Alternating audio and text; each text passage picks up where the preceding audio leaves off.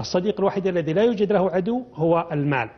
المال كلنا لا نجد له عداوة في الأرض، والله سبحانه وتعالى وصفه في القرآن الكريم قال المال والبنون زينة الحياة الدنيا. يزين حياتك، يلبسك، يهندمك، يقدمك أمام الآخرين، يعطيك المظهر، يعطيك الجمال، يعطيك الكمال، يعطيك القبول.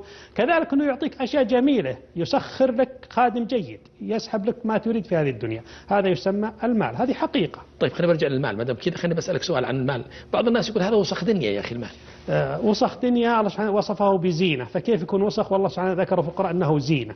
نعم. فهذا مناقض للعقل البشري. الله سبحانه وتعالى وما ينطق عن هوى إن هو إلا وحي يوحى. فكيف توصفه في الله سبحانه يصفه بالزينة والبشر توصفه بوسخ الدنيا، مع أن كل البشر تتقاتل من أجل المال، الدول من أجل المال، الإنسان الكادح، الفقير، البائس، الغني، كلهم يجرون من أجل هذا المال.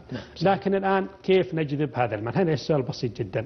أنا أريد وسيلة بسيطة صغيرة عن طريق الدليل المنطقي العقلي كيف أجذب المال في قانون الارتداد الإسلامي، كيف أنا أرتد عليه هذا المال في حياتي. طبعا. كلنا باحثين عن السعادة، كلنا في رحلة البحث عن السعادة.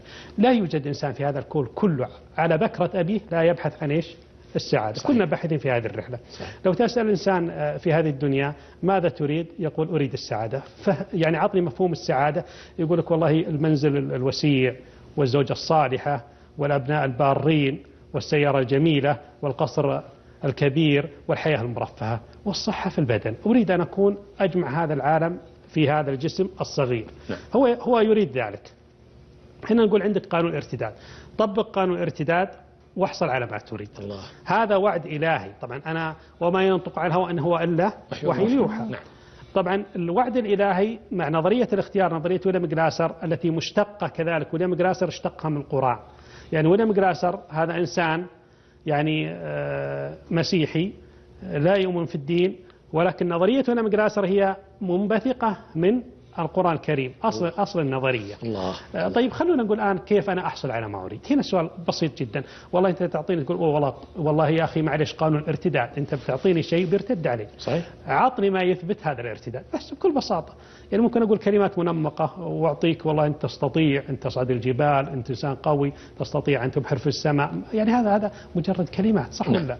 لكن أعطني القانون الجميل الذي يفيدني ووظف على إيش؟ أرض الواقع. صح. على سبيل المثال الله سبحانه وتعالى قال في أحد قوانين الارتداد فقلت استغفر ربكم إنه كان غفارا يرسل السماء عليكم ويمددكم بأموال وبنين ويجعل لكم جنات ويجعل لكم. ذكر المال صريح، ما يحتاج ترى أروح لا عالم ولا مفسر ولا أبحث عن شيخ، أنا ماني بحاجة لكل هؤلاء. لأنه قال يمددكم بأموال، مال صريح. بمعنى أنه الاستغفار هو وسيلة للحصول على المال.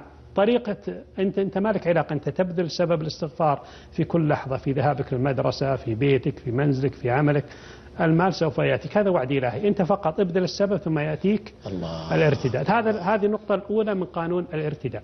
جميل. النقطة الثانية، من منا لا يريد أن يعيش حياة سعيدة؟ من منا يريد أن يستمتع بالحياة؟ من منا ما يريد أن يسقط السقطات المؤلمة؟ من منا لا يريد أن يموت في مرض يعني فاجع له أو ربما لا يرجى برؤه؟ نعم. الرسول صلى الله عليه وسلم يقول صناع المعروف تقي مصارع السوء. كل معروف نزرعه في هذه الأرض يرتد على النفس. يسمى هذا قانون الارتداد الإسلامي، بمعنى كل شيء نزرعه في هذه الأرض يرتد علينا. صح.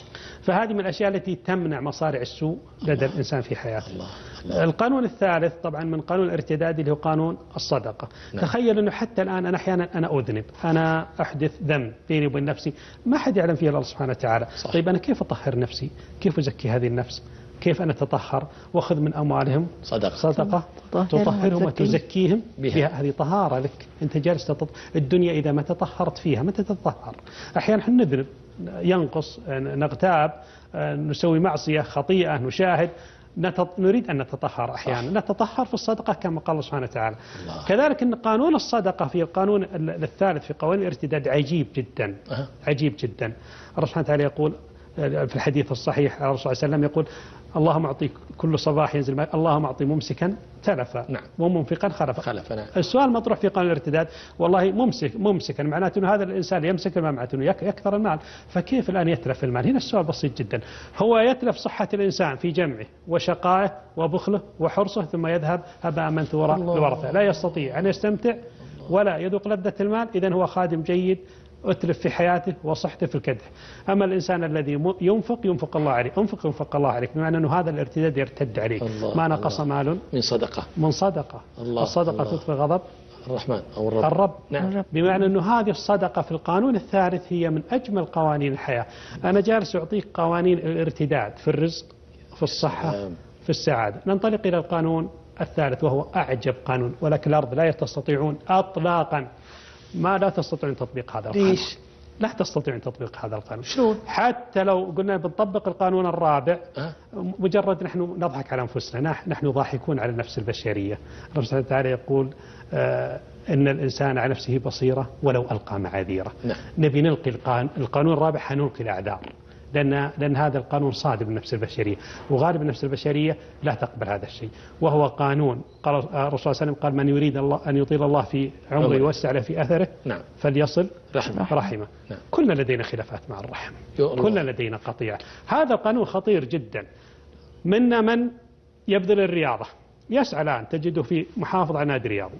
منا من يأكل الطعام الجيد والصحي حتى يطيل الله في عمره. منا من يمارس الأشياء، يبتعد عن الأشياء المسكرات والمخدرات من أجل إطالة هذا العمر. منا من يحرص على الفحص الطبي الشهري كل 6 شهور من أجل إطالة العمر، ولكن تؤخذ في حادث مروري سهل. أو ربما تسقط في سقطة معينة في قدر الله ثم تنتهي من هذا الأرض. صدقت. والقانون بسيط، قال لك كل هذه الأشياء اللي قدمتها ترى في قانون سهل بسيط، صلة الرحم، إطالة العمر، الله يوسع لك في الرزق. هذا القانون لا أحد يستطيع أن يطبقه حقيقة، قليل. يا الله. بعض الناس يعتقد أنه قانون صلة الرحم هذا من قوانين الارتداد الإسلامي أنه في مشكلة كبيرة جدا. أنت تعتقد أنك إذا زرت واحد أهانك أو سبك أو شتمك أو ربما ضربك أو ربما أخذ حقك من أقاربك أو المقربين لديك في هذه الدنيا، تعتقد أنك إذا تنازلت له وسألت عنه ولا تقربت له أنك قللت من قيمتك. هو شاف نفسه يرتفع شوي، والعكس هو الصحيح.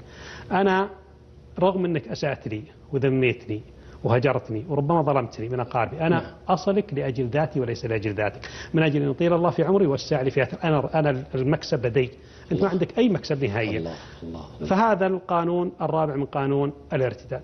ثم نأتي إلى قانون آخر وهو الخامس قانون الارتداد، وهو قانون الدعاء. دعوة المظلوم ليس بين الرحم، دعوة الوالد على ولده لولده أو لولده. أي الدعوة المستجابة، الدعوة الثالثة من المستجابة من دعوة. في الثلث الأخير ينزل الله سبحانه وتعالى السماء الدنيا على كيفية النزول لله سبحانه وتعالى. ليس لنا يعني مسألة في تفسير الكيفية. هل من سائل فأعطيه، هل من سائل فأجيبه، بمعنى أنه هذا القانون يهبك النقطة الرابعة في قوانين ارتداد في هذه الدنيا.